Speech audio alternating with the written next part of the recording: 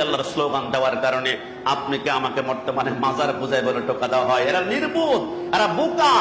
কেন মাজার পূজা আল্লাহর ওলি শিখাবে? আল্লাহর ওলিরা আমাদেরকে পূজা থেকে সেট করে সেইটা শিখিয়েছে। যেই দেশে ইসলাম ছিল না, যেই দেশে টুপি ছিল না, যেই দেশে খানেকা ছিল না, যেই দেশে মসজিদ ছিল না, যেই দেশে সিজদা ছিল না, শুধু জায়গায় জায়গায় পূজা হতো, আল্লাহর ওলিরা সেই জায়গাটাকে সেট করে আমাদেরকে বলে পূজা নয়, সেইটা করো। তাই তো বাংলাদেশের প্রত্যেকটা মাজারের পাশে এক একটা মসজিদ পাওয়া যাবে।